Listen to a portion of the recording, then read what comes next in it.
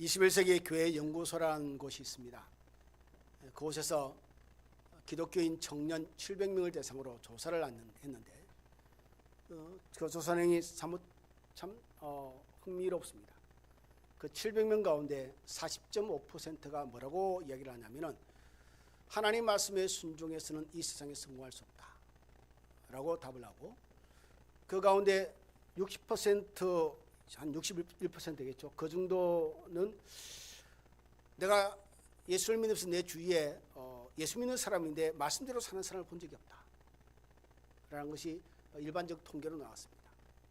아이러니하죠. 예수를 믿는데 예수를 따르지 않는다과 같은 말이죠. 예수를 믿는데 예수의 말씀에 관심이 없고, 또 다르게 말하면 하나님의 존재와 그 전능하심을 믿는데 그분의 말씀에 순종해서는 이 세상을 살아갈 수 없다는 거죠.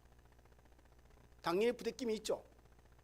왜냐하면 이 사회 구조는 불신자 중심에 이루어진 사회 구조고 시스템이죠. 그렇지 않습니까, 여러분? 이 믿음의 도리를 지키면서 산다는 건 얼마나 부대끼는 일입니까? 그러나 부대낀다고 해서 성공하지 못한다는 건 아니죠. 물론 믿음이 성공의 목적은 아닙니다. 그렇게 이해를 하고 있는 거죠. 그렇게 해석을 합니다. 믿음에 대해서.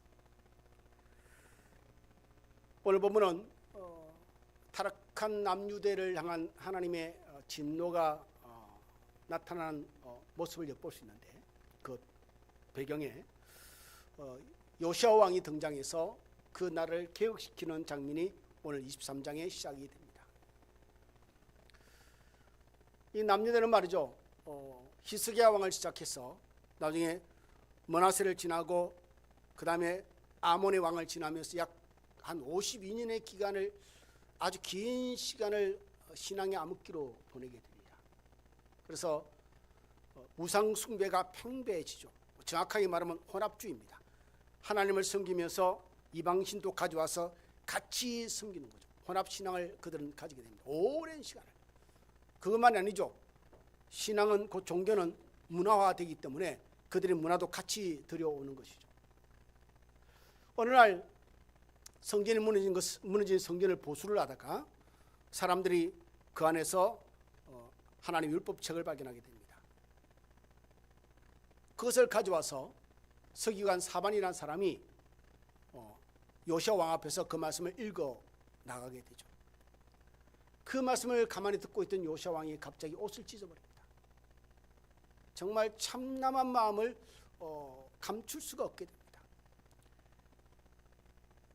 그리고 그는 이렇게 고백을 합니다. 제사장과 서기관들에게 이렇게 명령을 하게 되죠. 이게 열왕기하 22장에 나와 있는 내용입니다. 너희는 가서 나와 백성과 온 유다를 위하여 이 발견한 책의 말씀에 대하여 여호와께 물으라. 우리 조상들이 이 책의 말씀을 듣지 않으며 이 책에 우리를 위하여 기록된 모든 것을 행하지 아니하였으므로 여호와께서 우리에게 내리신 진노가 크도다. 그러니까 이 요시아 왕은 이 서기관 사반에 읽어주는 하나님의 말씀을 읽으면서 느낀 게 뭐냐면 이거죠. 이 백성이 하나님 말씀과 전혀 상관없이 그냥 살아왔네. 그래서 하나님의 진노가 우리에 지금 머물러 있구나 라는 급박한 마음에 느낍니다. 급박한 마음을 느끼죠. 이 말을 전해 들은 사람들이 여신자 홀다를 찾아가서 왕의 말을 전달을 합니다. 여신자 홀다가 하나님의 성령에 감동하신 가운데 이렇게 말을 합니다. 이 백성이 나를 버리고 다른 신에게 분향하며 그들의 손의 모든 행위로 나를 경노하게 하였습니다. 그러므로 내가 이곳을 향하여 내린 진노가 꺼지지 아니하리라 하라 하셨습니다. 하나님의 진노에 대한 이야기를 하는 거죠. 심판에 대한 이야기를. 이것을 또 요시아 왕에게 전달을 합니다. 여신자 홀다가 한 말을 가지고 또 요시아 왕에게 전달하니 그 말을 전달받은 요시아 왕이 오늘 본문의 이야기를 하기 시작합니다. 사람들을 모으고 모든 남유대 백성들 그리고 예루살렘 주민들을 다 모읍니다. 남녀노소 할 것 없이. 그리고 오늘 본문의 3절에 이렇게 명령을 하게 되죠. 왕이 다니엘서 여호와 앞에서 언약을 세우되 마음을 다하고 뜻을 다하여 여호와께 순종하고 그의 계명과 법도와 율례를 지켜 이 책에 기록된 이 언약의 말씀을 이루게 하리라 하며 백성이 다 그 언약을 따르기로 하니라. 언약을 세웁니다.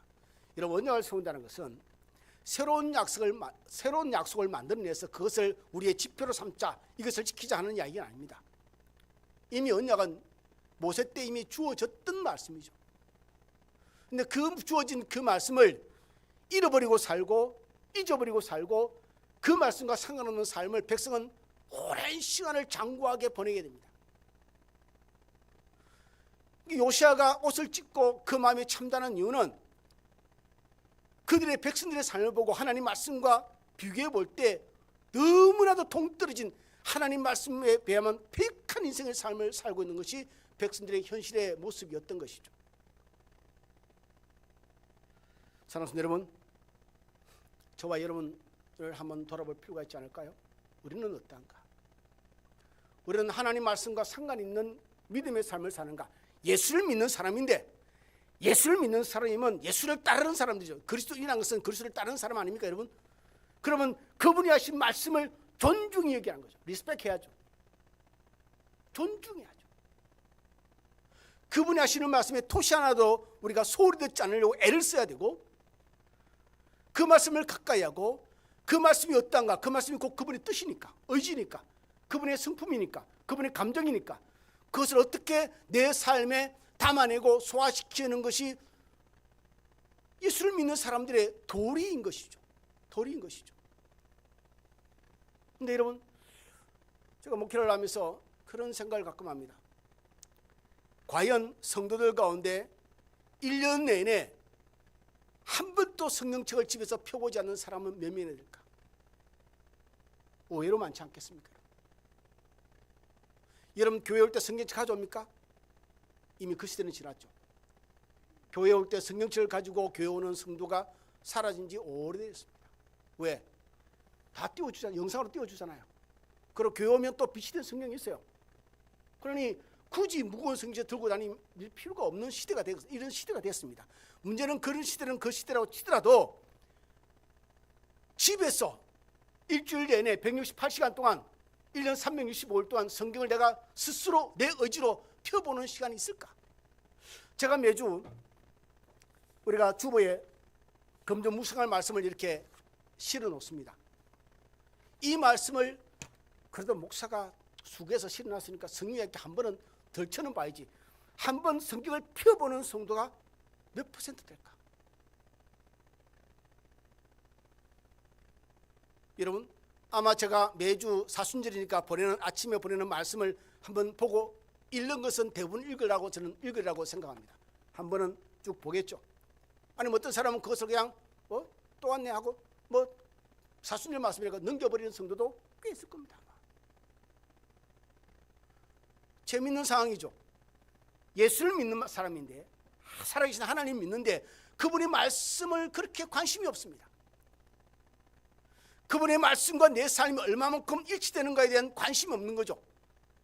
그러니까 내가 세상을 살아가는데 어떤 문제가 닥치고 상황이 닥치면 신자라는 것은 그 상황을 하나님이 원하시는 방향으로 선택을 하고 풀어나가는 고민을 해야 되고 애를 써야 되는 것이 신자의 도리입니다. 이것을 신앙이라고 합니다. 신앙생활이라고 합니다. 이걸 교회 와서 예배드리고 성경 읽고 기도하는 게 신앙생활 아니고요. 그것은 진짜의 신앙생활을 잘하기 위한 워밍업입니다. 그래서 우리의 타겟은 교회에 있는 것이 아니고 세상이 우리의 타겟이죠. 그러니 세상에서 살아가면서 만나는 많은 문제들, 가정에서든지 모든 문제에 대해서 하나님 말씀과 어떻게 일치하게 내가 문제를 풀어갈 수 있을까? 이 고민이 당연히 있어야 되는 거 아니겠습니까? 잠언 13장 13절은 말합니다. 말씀을 멸시하는 자는 자기에게 패망을 이루고 계명을 두려워하는 자는 상을 받느니라. 계명을 두려워한다. 이런 두려워한다는 이 두려움이라는 것은 fear of God입니다. 하나님을 두려워한다는 뜻은 하나님을 경외해야 한다는 뜻입니다. 하나님을 경외한다. 그러니까 무서워한다는 덜덜 떤다는 이야기가 아닙니다. 여러분. 우리는 정말 낮고 낮은 이 땅의 사람이고 하나님은 존귀하신 분이시고 창조주시고 우리는 피조물이고 이 관계를 아는 거죠. 그래서 그분 앞에 무릎을 꿇습니다. 이 얘기는 나중에 제가 또 말씀드리겠지만 이 행위는 주여 말씀하시옵소서. 저희가 듣고 그렇게 살겠습니다. 이 의미입니다. 그래서 여러분 두려워한다는 것은 곧 하나님을 순종한다는 의미와 같습니다. 그러니까 두려워해서 무릎을 꿇으니 마음이 겸비해지고 겸비함으로 하나님 말씀하시옵소서 내가 듣겠나이다 그대로 살겠나이다 이것이 연결되는 한 획이라는 것이죠. 그래서 두려움과 순종은 동전의 양면과 같습니다. 베드로전서 2장 18절에 기록되기를 사완들아 범사에 두려워함으로 주인들에게 순종하되 선하고 관용하는 자들에게만 아니라 또한 까다로운 자들에게도 그리하라. 여기도 순종에 대한 이야기를 하기 전에 두려움에 대한 이야기를 합니다. 이 두려움은 긍정적 두려움입니다. 공동묘지 가가지고 무서워서 어찌할 뻔하면 그런 두려움이 아니고요. 하나님의 영광스러움 전능하심에 대해서 그분의 존재 자체에 대한 경외감입니다. 경외감. 그래서 요시야 왕은 오늘 보면 알겠지만 여러분 백성들을 모아놓고 가장 먼저 그들에게 요구하는 게 뭐죠 여러분? 마음을 다하고 뜻을 다하여 하나님께 순종하라. 왜? 지금까지 자기 소욕대로 살았거든요. 자기 마음대로. 하나님 말씀이 그들의 삶이 없습니다. 하나님 말씀이 그들의 가정에도 없고요. 하나님 말씀이 성전에도 없고요. 하나님 말씀이 국가에도 없습니다. 그러니 이 말씀을 발견한 요시야 왕이 기집어지는 거죠. 하나님 말씀이 있는데 그 말씀과는 너무 동떨어진 개인의 삶이고 가정의 삶이고 사회가 되었고 국가가 되어버린 거죠. 그래서 요시야는 백성들을 모아놓고 첫 마디가 그렇습니다. 하나님께 순종하라. 어떻게 해요? 마음을 다하고 뜻을 다해서 그분께 순종합시다. 그는 뭐냐면은 하나님 말씀을 따르며 살자는 거죠. 그 뒤에서 여호와께 순종하고 율례를 지키고 말씀이 이어서 나오지 않습니까 여러분? 그러니 우리가 하나님을 두려워한다는 것은 순종으로 나아가는 시작점입니다. 우리가 순종하지 못한다는 어떤 의미냐면 하나님을 두려워하는 마음이 없다라고 해도 과언이 아닙니다. 하나님을 두려워하면 그 두려워하는 마음은 순종하도록 우리를 이끕니다. 제가 말씀드렸죠. 두려움과 순종은 동전의 양면과 같다. 하나님의 말씀을 지키지 않아도 우리가 거리낌이 없는 세대가 상태가 그것이 기독교 신앙에서 일반적이 되어버렸다면 하나님이 남유대를 바라보는 시선과 이 시대를 바라보는 시선과 다를 바가 무엇이 있을까? 그러니 하나님을 두려워하는 마음이 없으니 이렇게 살아갑니다. 어떻게 해요? 하나님께 순종하면 좋고 안 해도 뭐 그럴 수 있고 이렇게 우리의 마음이 시스템화 되어버립니다. 나도 모르게 그렇게 생각에 붙들려서 하나님 말씀에 따르지 않고 순종하지 않는 것에서 크게 죄책감도 없고 두려움도 없고 개의치 않는 마음 상태가 되고 다른 행위, 자기가 좋아하는 신앙의 행위를 통해서 그리고 자위를 하고 혹은 나는 괜찮은 신앙인이야 그래도 나름대로 그렇게 정리를 하게 됩니다. 요시야 왕은요 사람들이 전해준 여선지자 홀다의 말씀을 전해 듣고 난 뒤에 그의 마음이 어떻게 됐냐고 성경 기록하고 있는지 아십니까? 열왕기하 22장 19절에 이렇게 기록되어 있습니다. 요시야의 마음이 부드러워졌더라. 부드러워졌다는 말의 의미는 뭐냐면 겸비하고 겸손해졌다는 뜻입니다. 이 말의 의미가 뭐죠? 제가 말씀드렸죠. 이 말의 의미는 하나님 말씀하시옵소서. 이제 내가 주의 말씀에 순종할 준비가 되었습니다. 이게 겸손입니다. 이게 진짜 겸손인 거죠. 그냥 허리 다른 사람보다 더 많이 숙여서 인사하는 게 겸손이 아니고 여러분 마음이 하나님께 낮아져서 하나님 내게 말씀하시옵소서. 무엇을 말씀하시든 그 말씀대로 내가 순종하겠습니다. 듣겠습니다. 따라 살겠습니다. 이것이 겸손입니다. 이게 진짜 겸손이라고. 사랑하는 여러분, 우리가 좀 정리해야 할 게 있습니다. 하나님 우리에게 명령하실 때, 하나님에게 말씀하실 때 여러분 꼭 기억하십시오. 하나님 우리에게 유익한 것만 명령하십니다. 할렐루야. 하나님 우리에게 해가 될 것을 명령하지 않으십니다. 저 인간 내가 좀 속 좀 숙이고 혹은 저 인간 내가 좀 더 괴롭혀야 되겠다 라고 말씀하시는 법은 없습니다. 단지 그 말씀을 받는 우리가 좀 부대낌 있고 힘들고 상황이 여의치 않아서 괴로울 뿐이지, 하나님 말씀은 이 말씀이 너희에게 스며들어서 너희가 순종할 수 있다면 반드시 너희에게 100% 유익할 것이다. 그 말씀만 우리에게 명령하시는 겁니다. 그러니 하나님께 순종한다는 것은 저는 이렇게 해석하고 싶습니다. 신자의 도리다, 책임이다가 아니고요, 좀 더 긍정적으로 해석을 하면 우리가 신자가 하나님의 말씀에 순종한다는 것은 신자가 가지는 특권이다. 왜? 순종하면서 가지는, 신자만이 가지는 놀라운 축복과 영광이, 그 은혜로움이, 감격함이, 하나님의 경험하는 것이 풍성하니까.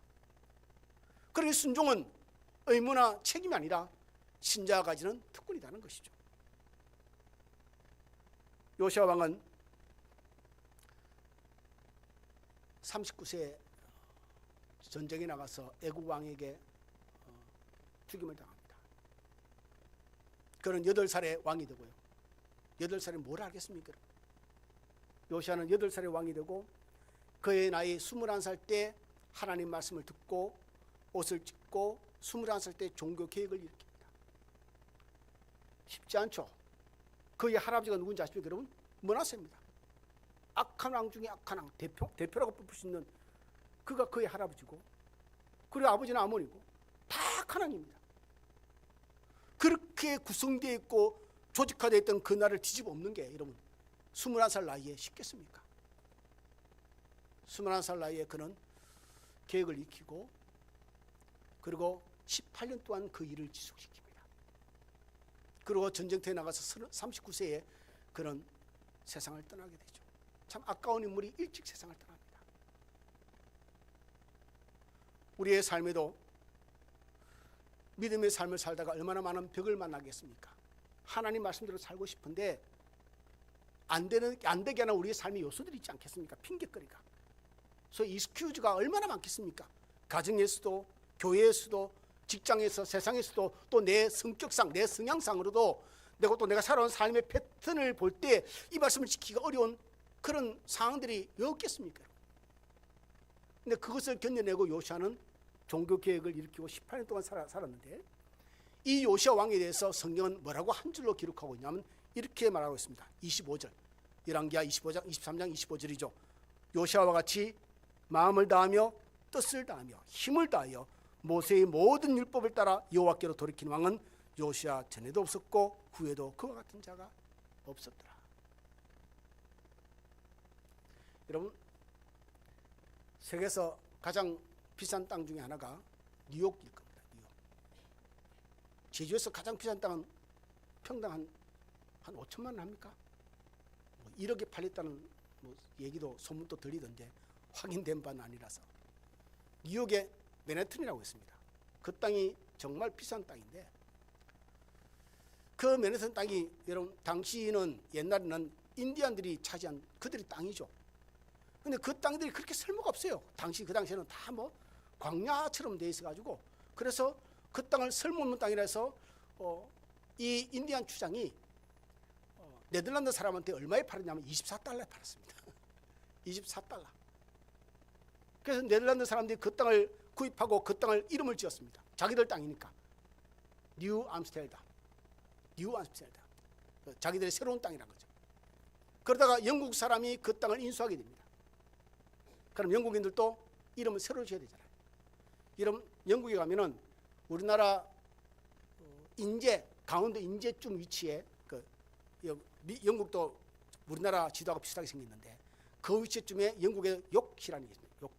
요크시라는 도시가 있습니다. 그래서 그 이름을 따서 뉴욕이라고 있습니다. 뉴욕. 그래서 이름이 뉴욕입니다.